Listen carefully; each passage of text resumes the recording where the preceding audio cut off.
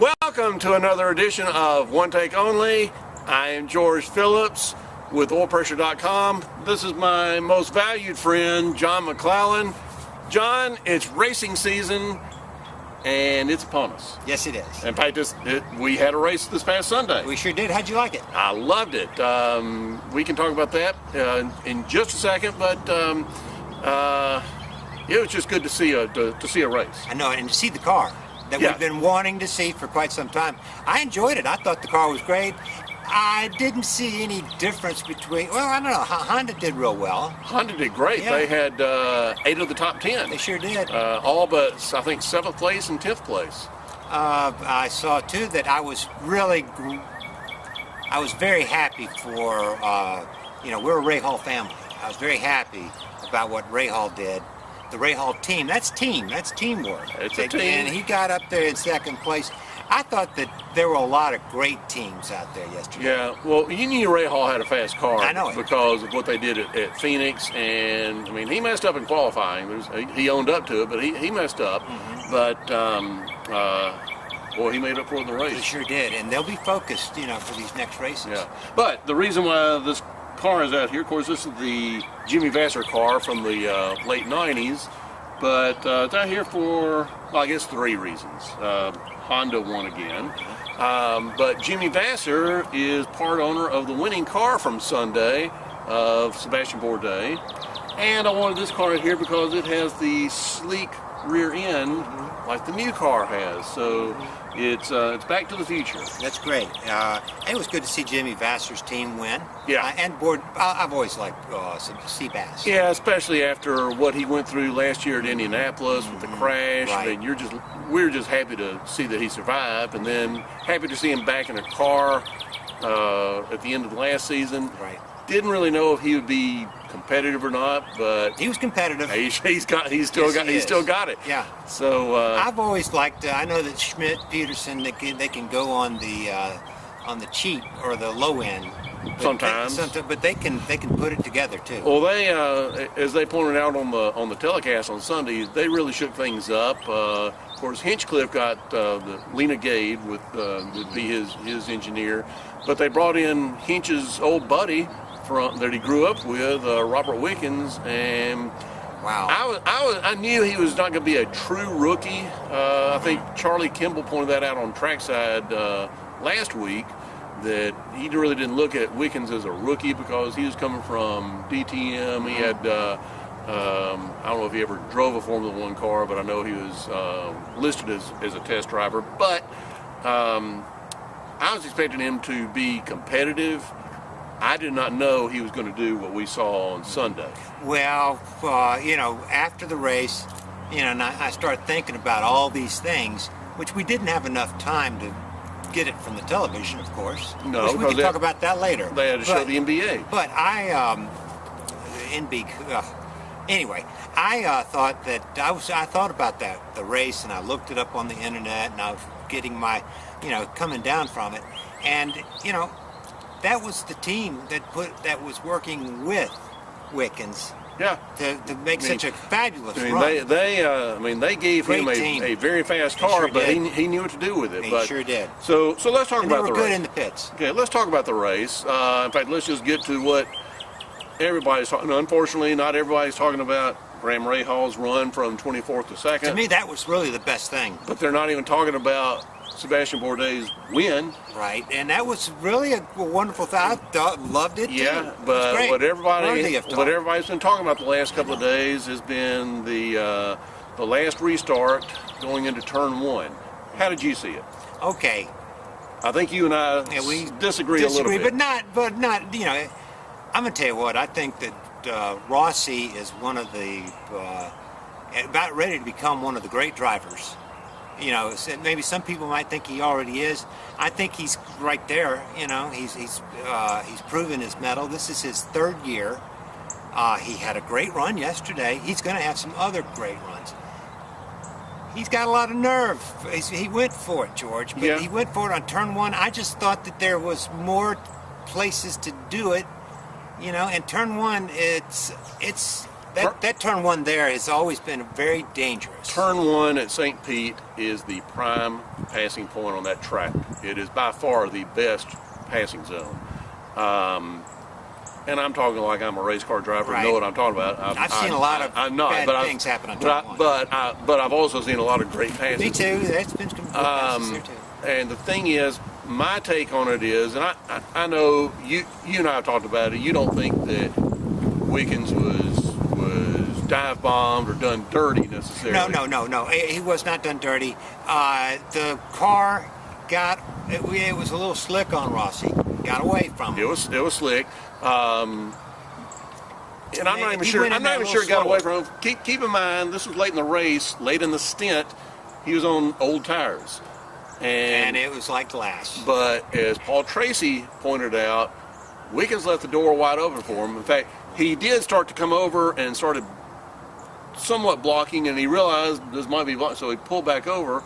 But then, I don't fault him. I mean, Paul Tracy, you really, with the way he is talking and the way I love him as an announcer, and you really can't argue with that guy. No, he says he was left open. And this was not a chrome. That's a guy. Yeah, but this was not a chrome horn type thing. That's right. But I just think you got 2 laps to go at that point. They were both going to be 1 and 2. And this was going to be hit. I mean, he had a run on him because for whatever reason, whether the lights on the pace car didn't go out, for whatever reason, Wickens did not get quite the jump that he had been getting all day. Rossi had a run on him, and chances are he wasn't going to have that run on that final lap. So I don't fault him. That was his one shot for the win. He took it. I don't think he meant to take him out. No, of course not. And I think Rossi knew that he had stood just as big a chance as taking himself out. Those guys also, I understand, they're friends off the track. I don't know about that. That's one of the things I uncovered. But to say that this was a NASCAR type, I mean, this is nothing. This is nothing like what we saw with Austin Dillon at Daytona. This was a completely different thing. But I just see that, and as somebody commented on the site the other day, if you got an opportunity to go for a win and you don't do it, then you need to change professions. That's right. And I agree. I agree with that. I do not fault Rossi at all. I don't fault Wickens. I don't think either of those 2 drivers did anything wrong. They were both going for the win. The thing too, George, is that I came out of that race a huge fan of Wickens. Oh yeah. And also Rossi, which I've been a fan of his. And golly, Hinch, he had a great run. So did. Rahal. There was a lot. Hunter Ray. One of my boys. Hunter Ray, and a lot of people are overlooking what Scott Dixon did. Scott Dixon always puts in a good. Yeah, but he was. Of course, he had the. That was Ganassi. He had the shunt with Sato, and then he was penalized. I think when he was speeding in the pits and had to do a drive-through, and still, I forget where did he wind up. He was in the top 10. Top 10. Yeah, so 8 or 7. No, one so Newgarden was 7. Yes, that's right. Newgarden had a nice run. It could have been better, of course. Penske had a very un-Penske-like day. Yes, he did. And but at least the point where he's in it though. I saw a stat the other day. I think what was it? Let me get this right. This is only the 3rd time since 2015 that Penske and Ganassi did not lead a single lap. Wow. Okay. So. I'll be. And Ganassi's won here plenty. Yeah. So is Penske. So I still think. There was one time Castroneves, he climbed the wall. Or he won there 3 times. Yeah. Will Powers won there. Yeah. Will Power, he didn't seem like much of a factor. Well, you remember on that opening lap, right. and this was he was no fan of Wickens on that opening lap because he felt like that he came over on him and. I think that Wickens was race driving. He was driving, but Power, he did a 360, and I I think he had contact with his rear wing against the wall, if I'm not mistaken. They able to keep going. By the way, that's another thing that I want to bring up. Okay. The race control. I want to commit. Everybody's so quick to jump on them when they do something wrong, which they've done a lot of that in the past. In this particular race on Sunday, they were not quick to throw the yellow, because in years past, when Power did that 360 and had contact with the wall, they would have thrown the flag just like that. And then it probably wouldn't have been a full course too. And and then right after that, Tony Kanaan, he got sideways, was blocking the track. Took him a while to get going, but they held off, did not throw the yellow flag then. Good for them. I thought that was great. Let them race. Nobody was in danger, and I'm sure that if Power couldn't get going before they got back around, then they would have thrown the yellow. But George, I thought it was they did great throughout the race. I thought you were going to start saying that was wrong, but no, you didn't. I did. I appreciated that too. That's really how they should call more races. Yeah. Plus, Rossi does not get a penalty on the way there. He didn't do anything to get penalized. No, I don't. Came in third too, and that was good. That was okay. Yeah, and came in third. A lot of people said that he should have been put a spot behind Wickens. So that would have put him at 19th. No. That's just too bad. I do think though that Rossi, we see this one different, but I thought maybe Rossi could wait a little bit. That place was slick over there, and they had slick tires. Even you said in your column on Monday that that paint it wasn't rough at all. No, it was sort of a and powder it comes coating. off very greasy off of that landing strip. But then again, that turn is beyond that paint. The thing is, when you start penalizing people for going for the win, you're going to have a very dull product. And I don't want to see dirty racing and just T-boning people just to play bump on cars. That's not racing. But I thought what we saw on Sunday was racing. Yeah, I thought it was great. I thought that was a racing move, and I love St. Pete. I think it's a beautiful course. I love the pit stops. When they're green, the whole thing. I like seeing how teams set the cars up, and there's always a lot of drama. I remember one year when that last lap, Ganassi brought Dixon in, and they were going for the win. They just didn't. They needed a splash and a dash, and it was right there, and it was just really on the edge seat racing, and that was too yesterday. Oh yeah. Well, somewhat, yeah. But I mean, I'm talking about Sunday. Yeah. So, I'm thinking of the other days. So anyway, good race. Yep. TV coverage. I think that one's been beaten to death. I'm hoping the rumors are correct that it's going to be all NBC. It's going to be all NBC. Me too. I've heard some people say, "Well, I hate to see the race leave. I hate to see the Indianapolis 500." Leave ABC because it's been there so long. Well, and me, I'm not one that likes change, but I think it's time for a change. Sure. I just think that what we saw on Sunday with the broadcast, I think they're doing fans a disservice. A guy in the know, and I shared this note with you that we were going to get that ESPN is not ready. It does not want to do racing anymore. Remember that? Well, they're doing the F1, getting the F1 feed. They can do the F1 in the morning and on Sunday morning, and they're not even going to have United States broadcasters. U.S. broadcasters. No. It's going to be a foreign feed. Yeah. So anyway, so I think all in all, I think everybody agrees. Great race on Sunday.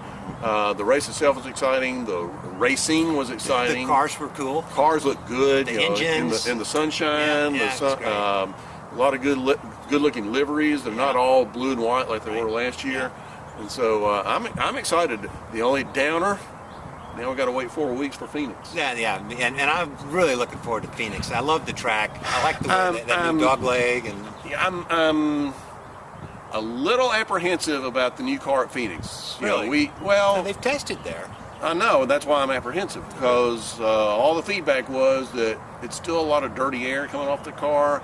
It was not easy to pass, but Those things have a way of changing. yeah, and plus back then they were getting the feel for the car. They were testing, they weren't racing. Well, I think when Firestone, that was also a Firestone test too, wasn't it? I don't think. Okay. I think it was just an open test for the car. teams. Okay. So, but the drivers that were interviewed all sounded a little iffy on whether or not this is going to be a good race. That, I'm telling you, the race at Phoenix this year needs to be a good race. Or we probably won't be happy. It may not be happening much too many years after that, because you know a lot of hoopla about their return to Phoenix a couple of years ago.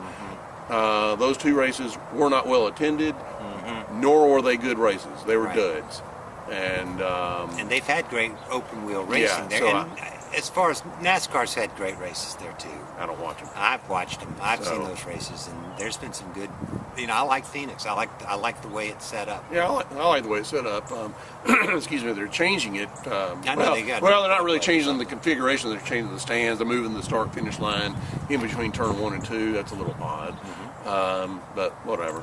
So what else are we looking forward to? Okay, we got Phoenix. That's April. What are you April's talking going to be about? pretty busy. Well, we're going to Barber. Oh yes, well, Barber. yeah. Okay, we might do a show. we I may understand. do a one-take we only might. from Barber like we did that last Yes, year. we will. And- It sounds good to me. And then right after Barber, that leads us into the month of May. The month of May. And you know, just really looking forward to that. I'm so happy that racing season's here. I just wish we had something going on at least a weekend. I know they need something in that weekend, slot in the weekend of the 23rd.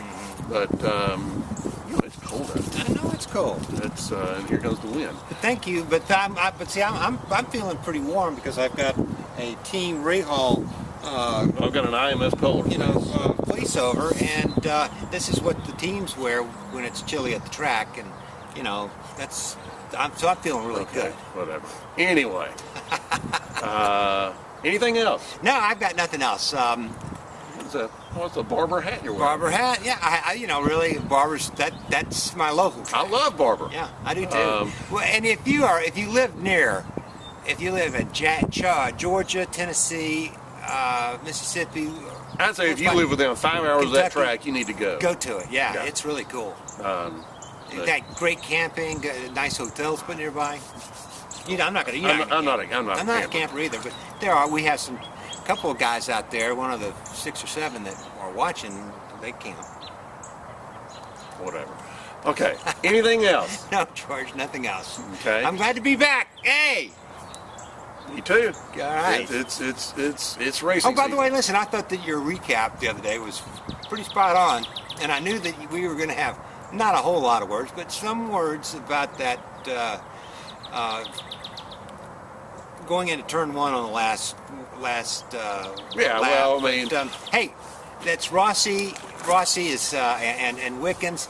Man, those are two guys that I'm so excited. We got some real good young blood coming into this. Yeah, and We've got some great blood. yeah, because you know, Jason's getting up there. Will Power's getting up there. Will Hunter Power, Ray is that's getting right. up there. Well, and Hunter Ray's still got, he's still, but Hunter Ray's getting up there. okay. Still, you've got, one of our favorite people, Tony Kanaan.